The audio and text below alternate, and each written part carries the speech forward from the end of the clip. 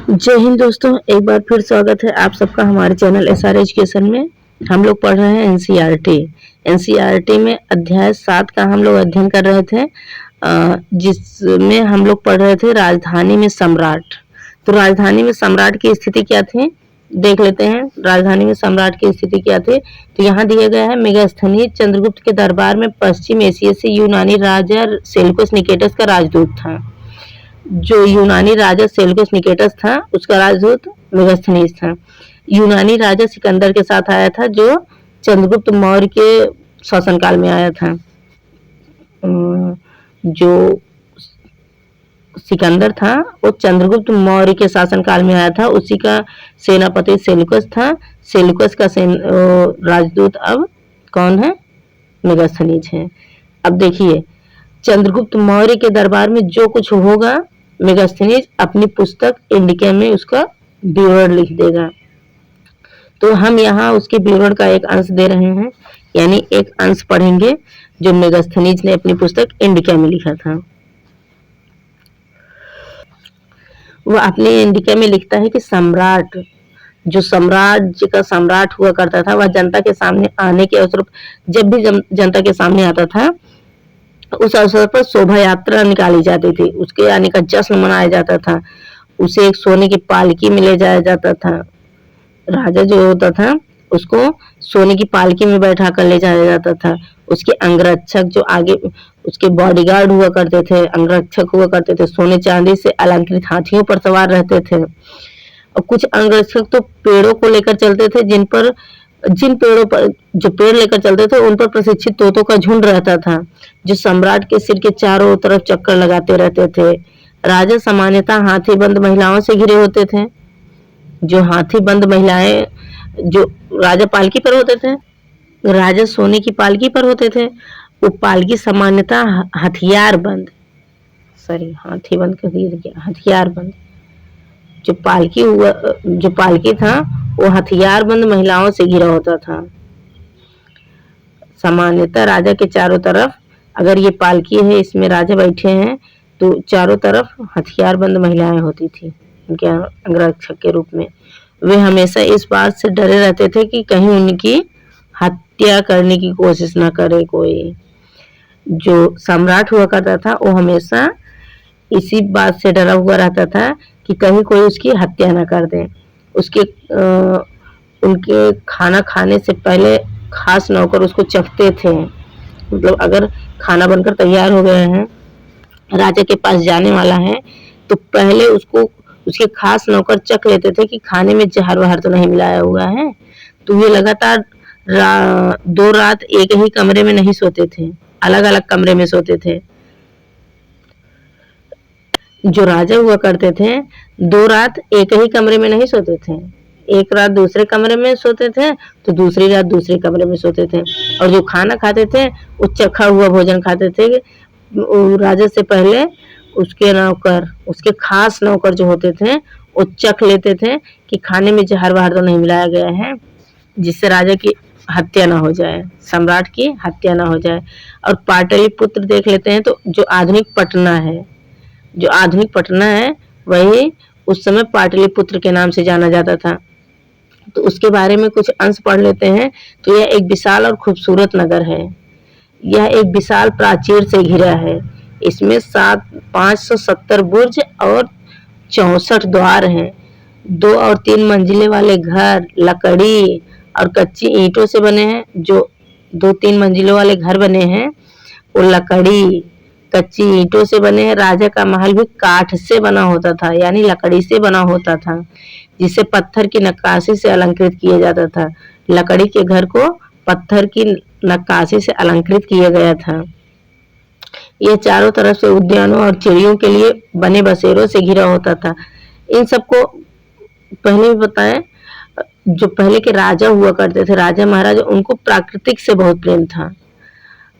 इसीलिए तो वह अपने चारों तरफ उद्यानों और चिड़ियों के लिए बने बसेरों से घिरे होते थे। जो जहां उनका महल होता था चारों तरफ पेड़ वगैरह लगवा देते थे, जहां पर चिड़िया बसेरा बनाती थी, उद्यान लगाए जाते थे। अब आप लोग बताएं, राजा द्वारा खाना खाने के पहले खास नौकर उस खाने को क्यों चखते थे? पाटलिपुत्र मोहनजोदड़ो से किस प्रकार भिन्न था? ये आप अध्याय 3 में पीछे देख लेंगे क्यों भिन्न था। पाटलिपुत्र मोहनजोदड़ो के बारे में हम अध्याय 3 में पढ़ चुके हैं, वहां आप देख लेंगे इसे। और राजा, इसको तो हम बता ही दिए, राजा द्वारा खाना खाने से पहले खास नौकर उसे क्यों खाते थे, क्यों चखते थे, उसके बाद ही राजा खाता था। और अंत में जंगल वाले इलाके आते थे। वहां रहने वाले लोग काफी हद तक स्वतंत्र थे। जंगलों में जो लोग रहते थे काफी हद तक स्वतंत्र थे। उनसे यह उम्मीद की जाती थी कि मौर्य पदाधिकारियों को हाथी, लकड़ी, मधु और मोम जैसी चीजें लाकर देंगे। जो जंगलों में रहते थे उनसे क्या उम्मीद की जाती थी कि वो हाथी लाकर देंगे, लकड़ी, मधु और मोम जैसी चीजें लाकर राजा को देंगे। ये तो पीछे हम लोग जो ये पढ़े, ये इंडिका में मिला था। जो सेल्यूकस निकेटस का राजदूत था मेगास्थनीज, वो अपनी पुस्तक इंडिका में लिखा है इसे। अब देखते हैं अशोक एक अनोखा सम्राट। अशोक एक अनोखा सम्राट क्यों? अशोक मौर्य वंश के सबसे प्रसिद्ध शासक थे। वह ऐसे पहले शासक थे जिन्होंने अभिलेख द्वारा जनता तक अपने संदेश पहुंचाने की कोशिश किया था। अशोक ही सबसे पहला शासक था जो जनता द्वारा, अब डाकिया होते नहीं थे उस समय की, चिट्ठी लिखकर भेज दे तो जनता तक उनकी बात मीडिया पहुंचा दे या फिर पोस्ट के माध्यम से पहुंच जाए। उस समय बड़े बड़े पत्थरों पर उत्कीर्ण करके वहीं उसको गड़वा दिया जाता था, वहीं उसको लगवा दिया जाता था ताकि जनता आए, और जो खास रास्ता हुआ करता था वहीं उसी रास्ते पर लगवा दिया जाता था। ये अभिलेख उसी रास्ते पर लगवाया जाता था जहां से लोगों का हमेशा आना जाना होता था, ताकि वो राजा के संदेशों को पढ़ सकें। तो अपने संदेश पहुंचाने की कोशिश सबसे पहले कौन किया था? स्तंभ के माध्यम से तो अशोक। अशोक के ज्यादातर अभिलेख प्राकृतिक भाषा और ब्राह्मी लिपि में लिखे गए हैं। अशोक का जो अभिलेख था, जो स्तंभ लेख, शिलालेख जो भी लिखवाया था, उसमें ज्यादातर भाषा प्राकृतिक भाषा में है। और ब्राह्मी लिपि जो है उसकी ब्राह्मी लिपि है। प्राकृतिक भाषा ब्राह्मी लिपि, जैसे आजकल हम लोग पढ़ते हैं हिंदी भाषा देवनागरी लिपि, तो उस समय की भाषा प्राकृतिक भाषा ब्राह्मी लिपि। अब देख लेते हैं अशोक का कलिंग युद्ध। कलिंग युद्ध का वर्णन करता हुआ अशोक का अभिलेख। एक अभिलेख है अशोक का जिसमें वह कलिंग युद्ध का वर्णन किए हुए हैं। कलिंग युद्ध का वर्णन करके वो उस अभिलेख को लगवाया था। तो इसमें कलिंग युद्ध के बारे में लिखा गया है। देखते हैं कलिंग युद्ध क्या था। अपने एक शिलालेख में अशोक ने यह बात कही है। क्या बात कही है? तो राजा बनने के 8 साल बाद मैंने कलिंग विजय किए। जब राजा वह बना था उसके 8 साल बाद ही वह कलिंग विजय किया था। कलिंग पर अपना आधिपत्य स्थापित कर लिया था, अपना अधिकार स्थापित कर लिया था। लगभग 1.5 लाख लोग बंदी बना लिए गए थे। कलिंग युद्ध में 1.5 लाख लोग बंदी बना लिए गए थे। 1 लाख से भी ज्यादा लोग मारे गए थे। पहले सोचिए, उस समय की बात है, 1.5 लाख को बंदी बना लिया है, 1 लाख को मार डाला। इससे मुझे अपार दुख हुआ। क्यों? अशोक को इससे अपार दुख हुआ था। क्यों दुख हुआ था? जब किसी स्वतंत्र देश को जीता जाता है तो लाखों लोग मारे जाते हैं और बहुत सारे बंदी बनाए जाते हैं। इसमें ब्राह्मण और भ्रमण भी मारे जाते हैं। जो ब्राह्मण होते हैं और भ्रमण वाले होते हैं वो भी मारे जाते हैं। जो लोग अपने सगे संबंधियों और मित्रों को बहुत प्यार करते हैं तथा दासों और मृतकों के प्रति दयावान होते हैं, वे भी युद्ध में या तो मारे जाते हैं या फिर प्रियजनों को खो देते हैं, या फिर खुद मर जाते हैं, या फिर अपने मित्रों को खो देते हैं, प्रियजनों को खो देते हैं। इसलिए मुझे पश्चाताप हो रहा है। अब मैंने धम्म पालन करने एवं दूसरों को इसकी शिक्षा देने का निश्चय किया है। अशोक कह रहा है, इसीलिए मुझे पश्चाताप हो रहा है।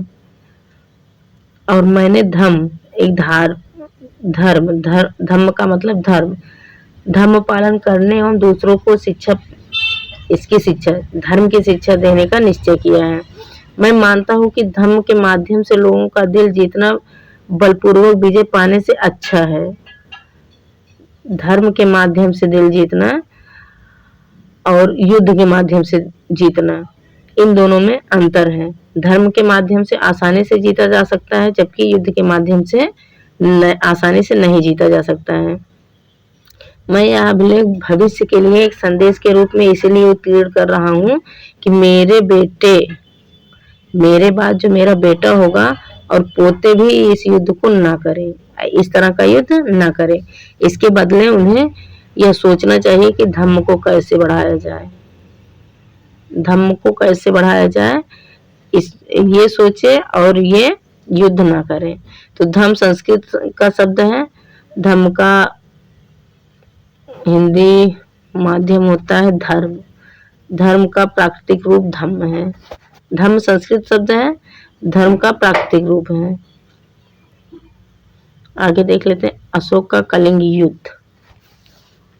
अशोक का कलिंग युद्ध तटवर्ती उड़ीसा तटवर्ती, मतलब ये रहा उड़ीसा तटवर्ती क्षेत्र है, मतलब भारत का तटवर्ती क्षेत्र। उड़ीसा का प्राचीन नाम है कलिंग।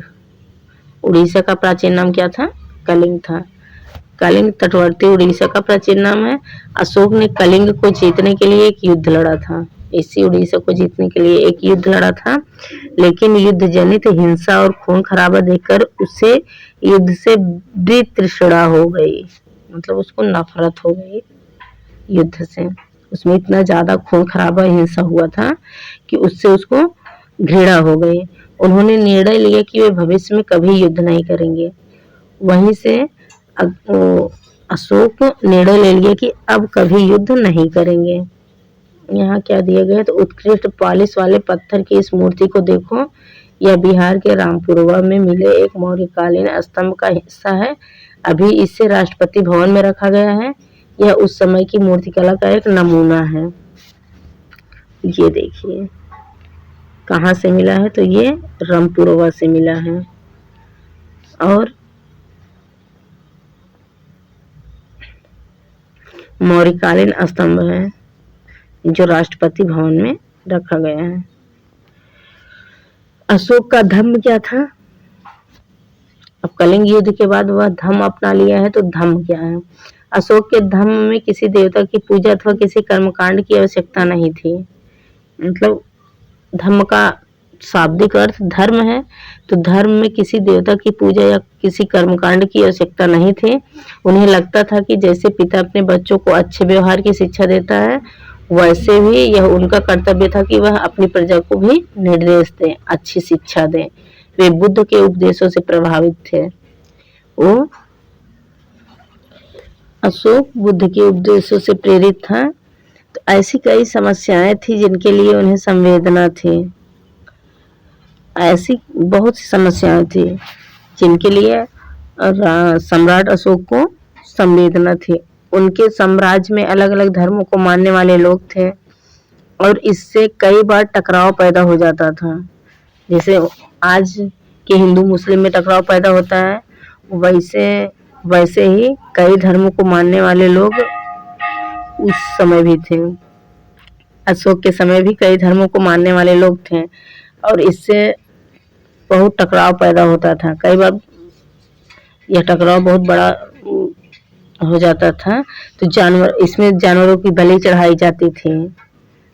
कई धर्मों में आज भी नहीं है, बकरीद पर बकरे की बलि चढ़ाई जाती है। तो इस कई धर्मों को मानने वाले लोग थे, तो अलग अलग धर्मों में अलग अलग तरह से लोग अपने भगवान की पूजा करते थे। कई धर्मों में तो जानवरों की बलि चढ़ाई जाती थी। दासों और नौकरों के साथ क्रूर व्यवहार किया जाता था। इनके अलावा परिवार में व पड़ोसियों के बीच झगड़े होते रहते थे। अशोक ने यह सब महसूस किया कि इन समस्याओं का निदान उनका कर्तव्य है। जिस तरह से पिता अपने पुत्र को शिक्षा देता है, उसी तरह से अशोक भी अपने अपनी जनता, मतलब उसकी जो जनता थी, उसके जो साम्राज्य के जो उसके साम्राज्य के लोग थे, उसकी जनता अपने जनता के प्रति वो अपना कर्तव्य समझ रहा है, इसीलिए उन्होंने धर्म महामात्र नाम के अधिकारियों की नियुक्ति की थी। अब वह युद्ध छोड़ चुका है और धर्म के मार्ग पर चल रहा है और धर्म महामात्र नाम के अधिकारियों की नियुक्ति की, जो जगह जगह जाकर शिक्षा देते थे कि धर्म अपना लो।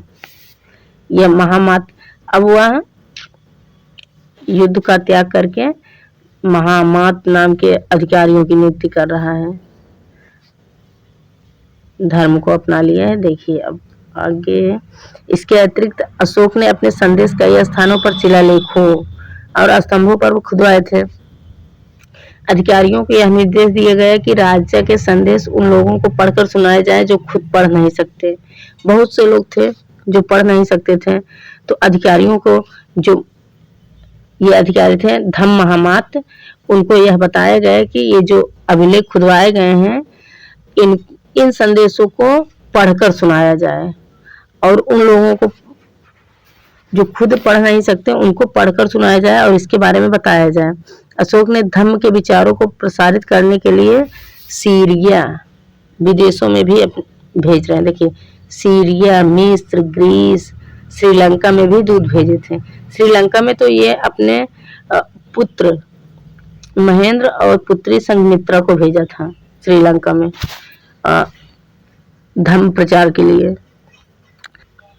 उन्होंने सड़कें बनवाई, कुएं खुदवाए, विश्राम गृह बनवाए। इसके अतिरिक्त उन्होंने मनुष्यों और जानवरों की चिकित्सा की भी व्यवस्था की थी।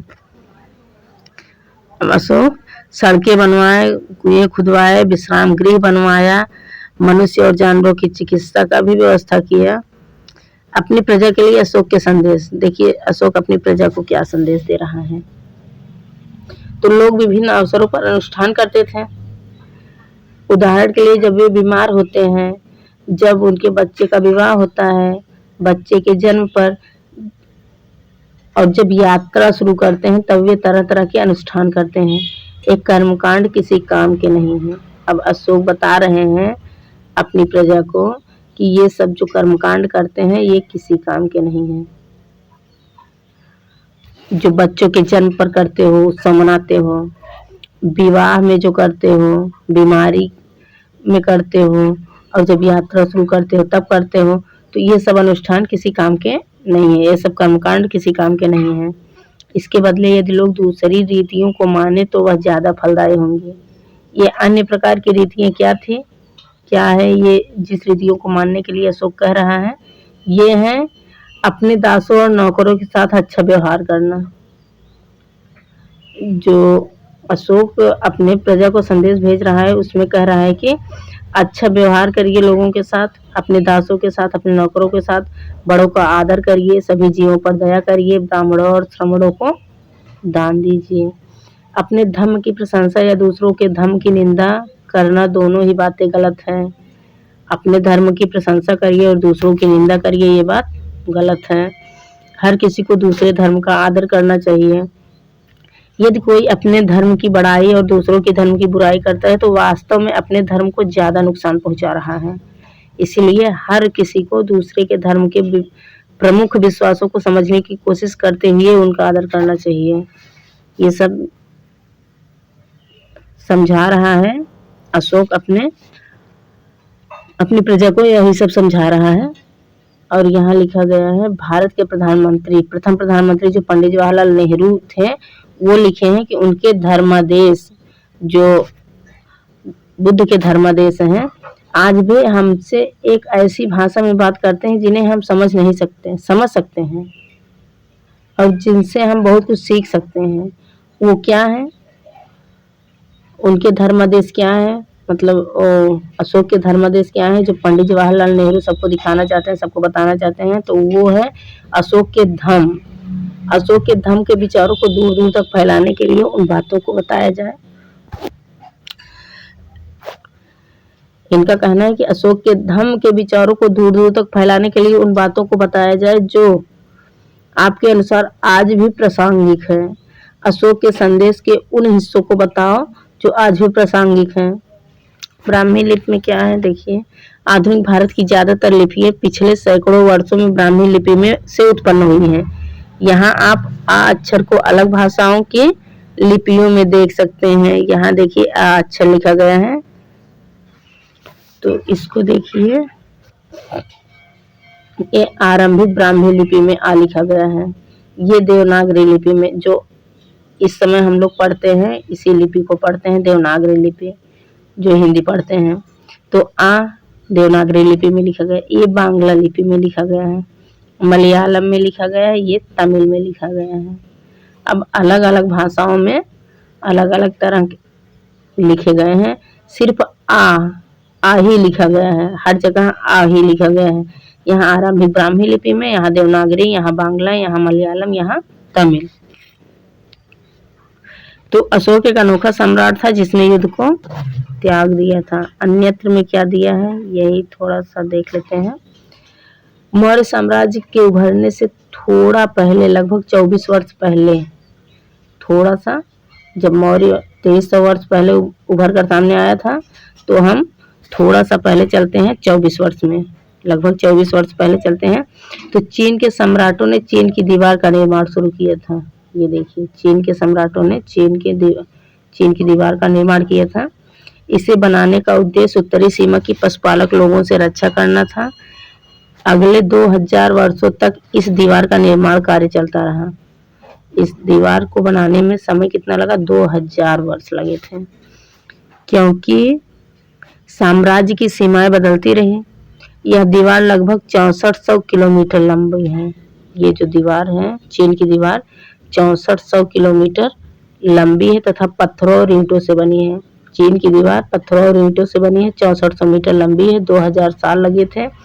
इसकी ऊपरी सतह सड़क जैसी चौड़ी है, जो ऊपर वाली सतह है सड़क जैसी चौड़ी है। इस दीवार को बनाने के लिए हजारों लोगों को काम पर लगाया गया था। हर 100-200 मीटर की दूरी पर इस पर निगरानी के लिए बुर्ज बने हुए हैं। पड़ोसी देशों के प्रति अशोक का रवैया चीनी सम्राटों के रवैये से कैसे भिन्न था, ये देखना था हमको। तो कैसे भिन्न था, पड़ोसी देशों के प्रति जो अशोक का रवैया था चीनी सम्राटों के रवैये से कैसे भिन्न था। पड़ोसी देश चीन है, बहुत, मतलब ये लोग हमेशा युद्ध पर विश्वास करते हैं चीनी, और अशोक युद्ध को त्याग चुका था, इस तरह से भिन्न होगा। इसी के साथ इस वीडियो को यहीं पर समाप्त करते हैं। हमारा NCERT अध्याय 7 तक पूरा हो गया। अब अगली वीडियो में हम अध्याय 8 का अध्ययन करेंगे। तब तक के लिए जय हिंद, जय भारत।